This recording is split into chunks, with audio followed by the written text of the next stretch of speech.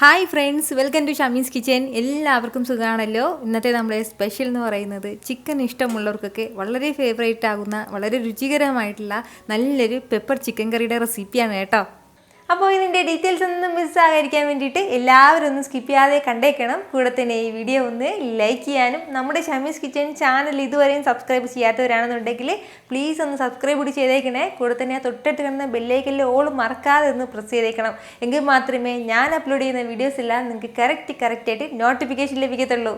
എന്നാൽ ശരി, നമുക്ക് വേഗം തന്നെ റെസിപ്പിയിലേക്ക് പോയാലോ.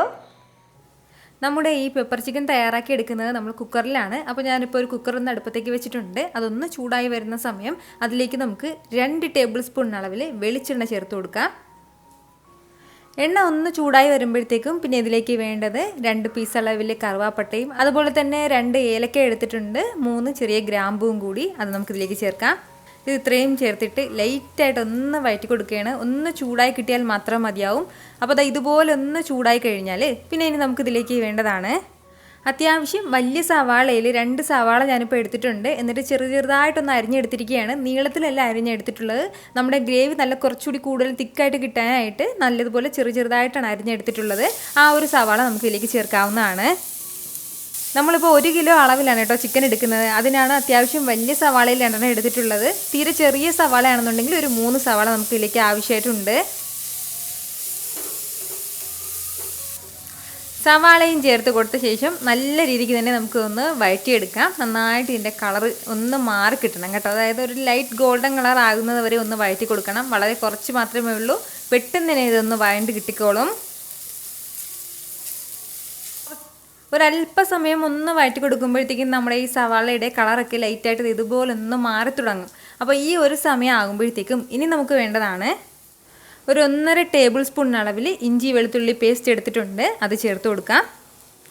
ഇഞ്ചി വെളുത്തുള്ളി പേസ്റ്റ് ചേർത്ത് കൊടുത്തിട്ട് നന്നായിട്ട് തന്നെ നമുക്കിതെല്ലാം കൂടി ഒന്ന് മിക്സ് ചെയ്ത് യോജിപ്പിച്ചെടുക്കാവുന്നതാണ്. ഇഞ്ചി വെളുത്തുള്ളിയുടെയൊക്കെ ആ ഒരു പച്ചമണം മാറുന്നത് വരെ മാത്രം ലൈറ്റായിട്ടൊന്ന് വഴറ്റി കൊടുക്കാം. ഒരുപാട് സമയമായിട്ട് വഴറ്റേണ്ട ആവശ്യമൊന്നുമില്ല. ഈ ഒരു രീതിക്ക് ചെറുതായിട്ട് ഞാനിതൊന്ന് വഴറ്റി കൊടുത്തിട്ടുണ്ട്. ഇത്രയും ആയിക്കഴിഞ്ഞാൽ ഇനി നമുക്കിതിലേക്ക് മസാലകൾ ചേർത്ത് കൊടുക്കാവുന്നതാണ്. നമ്മൾ ഈ ചിക്കൻ കറിയിൽ ഒട്ടുമേ മുളക് പൊടി ചേർക്കുന്നില്ല, പകരം കുരുമുളക് പൊടിയാണ് ചേർത്ത് കൊടുക്കുന്നത്. ഒരു 2 ടേബിൾ സ്പൂൺ അളവിൽ കുരുമുളക് പൊടി ചേർത്ത് കൊടുക്കാം. നമ്മുടെ എരിവിനനുസരിച്ചിട്ടുള്ള കുരുമുളക് പൊടി ചേർക്കാവുന്നതാണ് കേട്ടോ. ഞാനിപ്പോൾ ഈ ഒരു അളവിലാണ് ചേർത്ത് കൊടുത്തിട്ടുള്ളത്. കൂടെ പിന്നെ ഇതിലേക്ക് ചേർത്തിട്ടുള്ളത് ഇതുപോലെ 1 ടേബിൾ സ്പൂൺ നിറയെ മല്ലിപ്പൊടിയും കൂടിയാണ്. കൂടെ തന്നെ 1 ടീസ്പൂൺ നിറയെ പെരുംജീരകം പൊടിച്ചതും കൂടി എടുത്തിട്ടുണ്ട്. വലിയ ജീരകം അതും കൂടി ചേർക്കാം. 1/2 ടീസ്പൂൺ അളവിൽ മഞ്ഞൾപ്പൊടിയും കൂടി നമുക്ക് ആവശ്യമായിട്ടുണ്ട്. നമ്മുടെ ഈ മസാലകളും ചേർത്ത് കൊടുത്ത ശേഷം നല്ല രീതിയിൽ തന്നെ ഇതെല്ലാം കൂടി ഒന്ന് വഴറ്റി കൊടുക്കാം. മസാലയുടെ ആ ഒരു പച്ചമണം മാറുന്നത് വരെ മാത്രം ഒന്ന് ലൈറ്റായിട്ട് വഴറ്റി കൊടുത്താൽ മതിയാവും. ഈ ഒരു രീതിക്ക് നമ്മുടെ ഈ മസാലകളെല്ലാം നന്നായിട്ട് ഇനി ഒന്ന് വഴറ്റിയെടുത്തിട്ടുണ്ട്. അപ്പോൾ ഇത്രയും ആയിക്കഴിഞ്ഞാൽ പിന്നെ ഇനി നമുക്കിതിലേക്ക് വേണ്ടത് തക്കാളിയാണ്. ചെറിയ തക്കാളിയിൽ ഒരു 2 തക്കാളി ഞാനിപ്പോൾ ഇതുപോലെ ഒന്ന് അരിഞ്ഞെടുത്തിട്ടുണ്ട്. അത് ചേർത്ത് കൊടുക്കാം. വലിയ തക്കാളിയാണെന്നുണ്ടെങ്കിൽ 1.5 തക്കാളി മതിയാവും. അതുപോലെ തന്നെ 2 പച്ചമുളകും കൂടി നമ്മളിതിലേക്ക് കുരുമുളക് പൊടി ചേർത്തിരിക്കുന്നതിൻ്റെ പേരിൽ പച്ചമുളക് അധികം ചേർക്കേണ്ട, എരിവ് കൂടുതലായി പോകും. തക്കാളിയും ചേർത്ത് കൊടുത്തിട്ട് വീണ്ടും നന്നായിട്ട് ഇതെല്ലാം കൂടി ഒന്ന് ഇളക്കി യോജിപ്പിക്കാവുന്നതാണ്. തക്കാളിയും ചേർത്ത് കൊടുത്തിട്ട് ഈ ഒരു രീതിക്ക് എല്ലാം കൂടി ഒന്ന് മിക്സ് ചെയ്ത് യോജിപ്പിച്ച് കഴിഞ്ഞാൽ പിന്നെ ഇനി നമുക്കിതിലേക്ക് ചിക്കൻ ചേർത്ത് കൊടുക്കാം.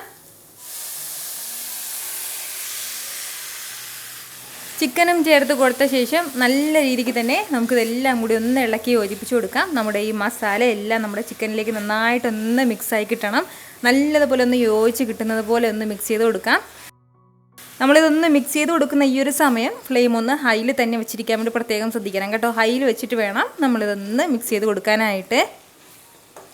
ഇതുപോലെ നന്നായിട്ട് എല്ലാം കൂടി ഒന്ന് ഇളക്കി യോജിപ്പിച്ച് കഴിഞ്ഞാൽ ഇനി നമുക്കിതിലേക്ക് ആവശ്യത്തിനുള്ള വെള്ളം ചേർക്കാം.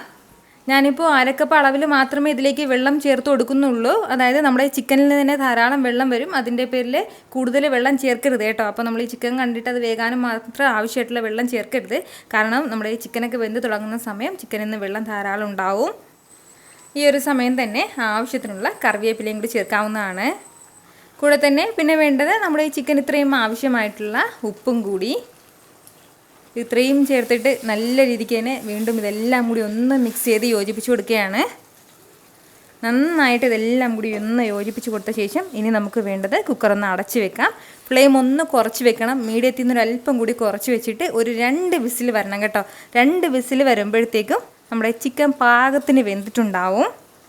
ഫ്ലെയിം കൂട്ടി വെക്കരുത്. കൂട്ടി വെക്കുകയാണെന്നുണ്ടെങ്കിൽ അടിക്ക് പിടിക്കും. അതിൻ്റെ പേരിൽ ഫ്ലെയിം മീഡിയത്തിൽ നിന്ന് ഒരല്പം കൂടി കുറച്ച് വെച്ചിട്ട് 2 വിസിൽ വേണം വരാനായിട്ട്.